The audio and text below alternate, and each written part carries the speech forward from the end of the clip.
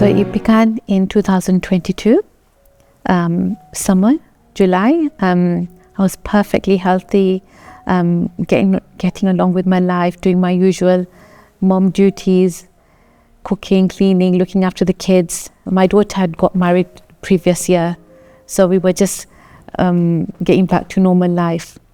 And I discovered a lump.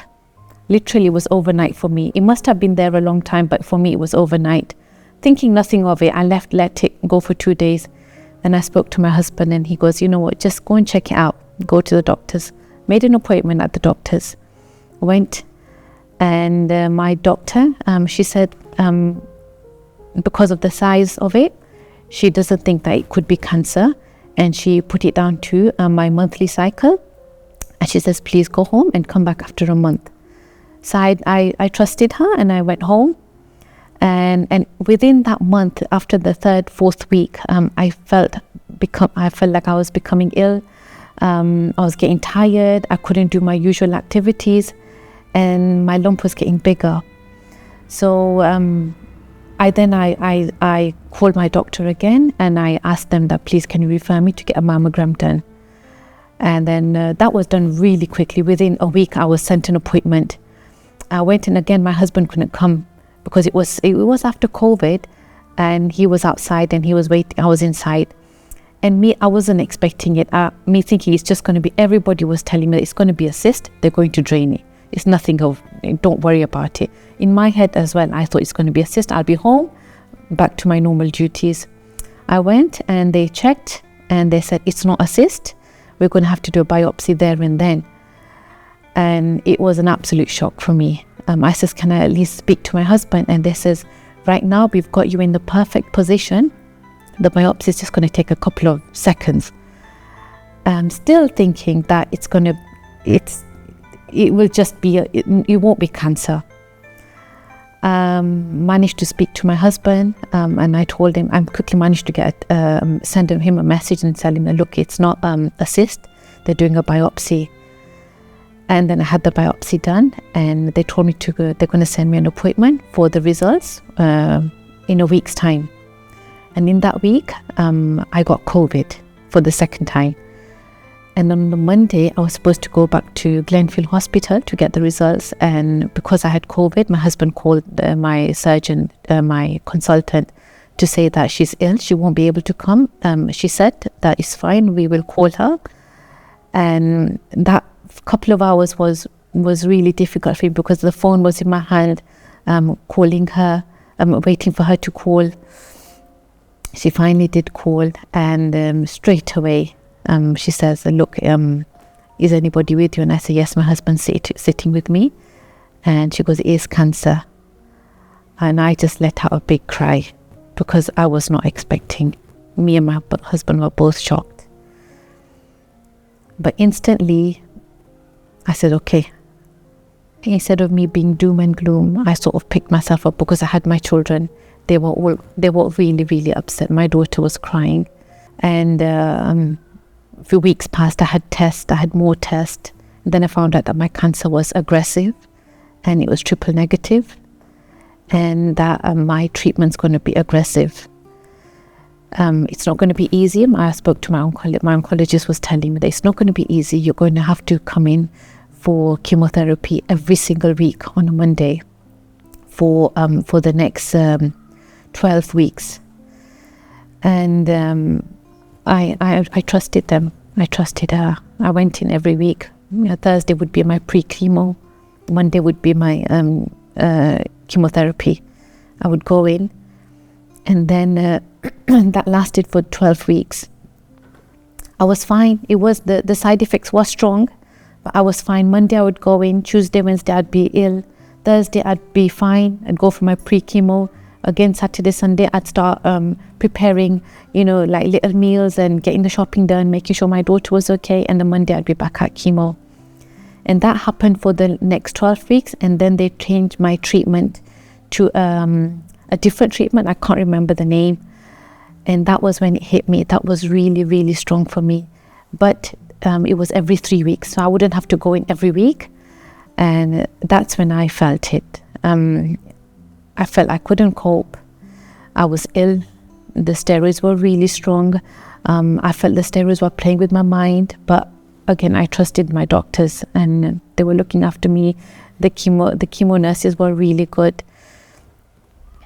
I finished my chemo in May. The following year, I finished the chemo, and it was a big relief. It was a big relief for me, for my family, for my friends.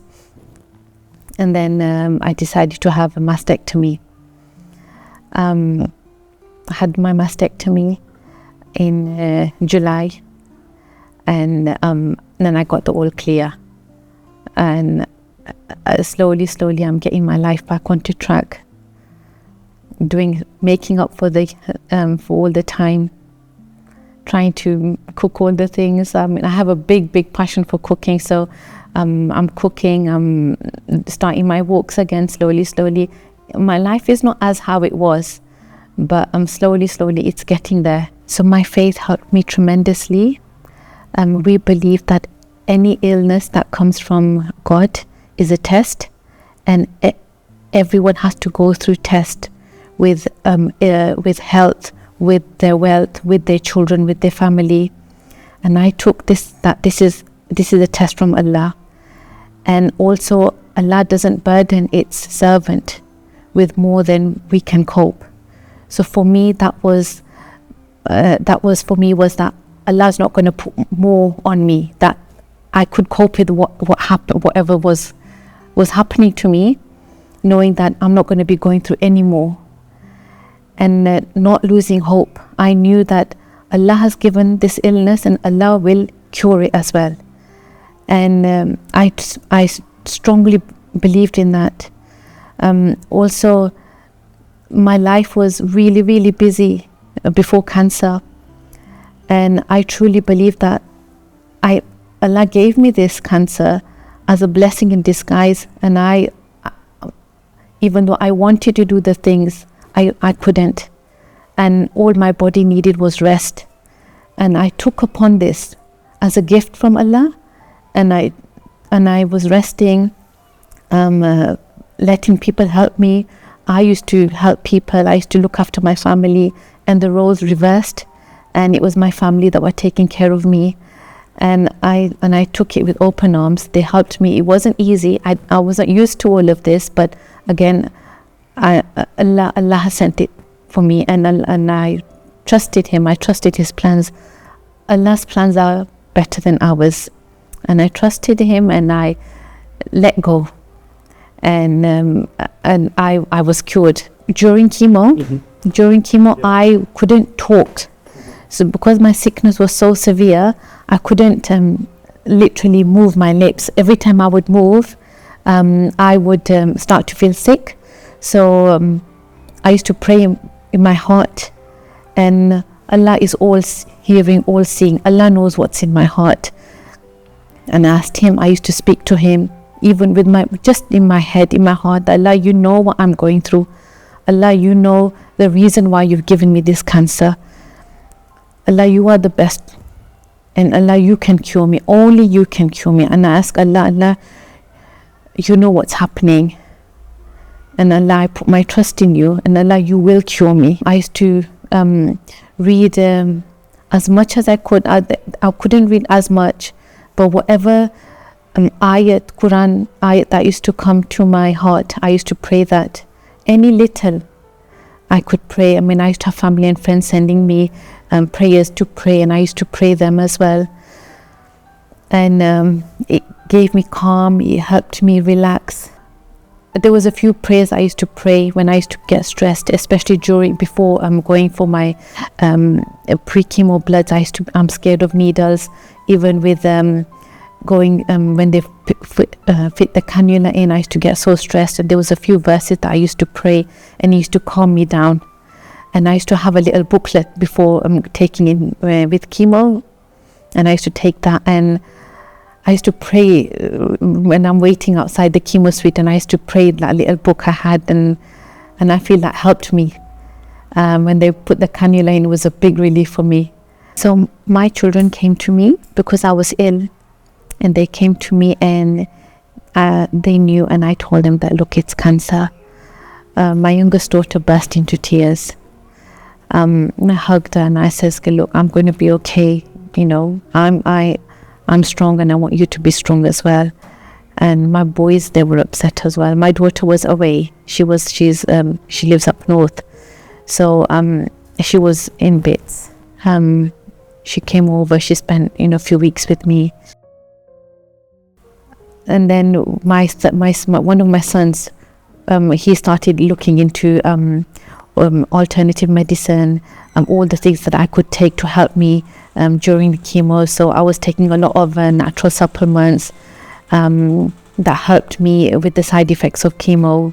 He went into a lot of research, and I wasn't ready to do that, but he did everything for me. And he bought me all of these different juices and shots and things that I was taking, and honestly it helped me a lot with the side effects of chemo. And slowly breaking the news to my family. My mom, unfortunately, my dad passed away from cancer 2 years ago, and my uncle, he's a cancer warrior as well, and then I had cancer. Then breaking the news to my mom, I couldn't speak to her first, and I asked my brother, I says, I'm not ready to speak to mom, but tell her that I'm okay, because I want you to be strong. I didn't want to cry. Then I did speak to my mom, and I said, look, mom, I'm okay. And just to know that I'm strong, and I don't want anyone crying or anything, because I need everybody to be strong. If I'm strong, I wanted people to be strong around me as well, even with my boys. And I said, at the end of the day that I was diagnosed, I said, right, enough, order a pizza, and we all had a pizza together. So the roles completely reversed. I was looking after them, I was cooking, doing all the shopping. It's my passion. And then my life turned upside down, and the roles reversed, and they cared for me, looked after me, making sure I've got my medicine, doing all the shopping. My husband was cooking, my daughter bringing me things, my family, my relatives, my brothers, my sisters, sister-in-laws, all looking after me, caring for me, cooking for me, asking me endlessly, messaging me, tell us what you want to eat. I was treated like a queen, honestly, and it's their support that helped me. I didn't have to worry about cooking. The sickness was so bad, and I would come home and there'd be meals prepared for me. So much. I couldn't thank them enough. So my community was very, very helpful. I used to go to monthly gatherings at my local masjid, and with chemo everything came to a stop, and slowly I started to lose my hair, my eyebrows, my eyelashes, and but I used to get so much peace entering the masjid. I was missing all of those. So when I started to get better, I was speaking to my husband. I said, I really want to go, but I'm really scared that I might get stares, because I did look completely different. The color of my skin changed, my nails became dark, and I said, I don't want people to stare at me. So my husband goes, no, nobody's going to do that. Go. If you want to go to the mosque, please go. And I plucked up the courage, and I went. And soon as I entered the masjid, whatever fears I had, it was nothing like that. I didn't get, nobody was staring at me. In fact, that they all wanted to come and ask me how I was. They hadn't seen me for so long. And the feeling of peace that I had when I used to go to the masjid, that sort of came over me, and I felt so calm and so relaxed. And they were just so happy to see me. I walked in, took off my veil, because it's just ladies, and I sat down and listening to the teachers, and nobody was staring at me. Everybody was in their own praying, and I just felt I felt a part of them. They didn't make me feel different. I felt like I would get stared at. This is what was stopping me from going to my local mosque. But soon as I entered the masjid, I was just a normal person like everybody else. And for that time, that 2 hours I was there, I didn't feel like I was a cancer patient. I felt like just a normal person. And I felt very welcomed back. They welcomed me back with full arms. So sitting in this interview today, talking to you, I feel so well, and I feel that cancer didn't happen. I almost forget that I went through chemo and I went through a major surgery, and I've overcome it, and I'm so well, and I'm back to my normal myself. And some days when I'm shouting at my children, they forget that, oh, we've got our mom back. But Allah has truly blessed me, and I can't thank him enough. And and to the point where I thank Allah that, Ya Allah, you gave me cancer, and I think it's a blessing in disguise. I got the rest that I needed. I was looked after by my family, my friends, my children, and they appreciate me more now. I appreciate them. I'm taking life full on, making the most of everything, because I've missed out on so much. I don't want to miss out anymore. And spending time doing the things that I love, cooking, going for walks.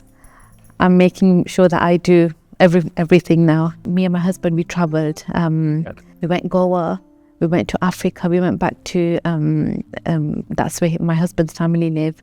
And we went back there, and I made boast of all the different delicious foods.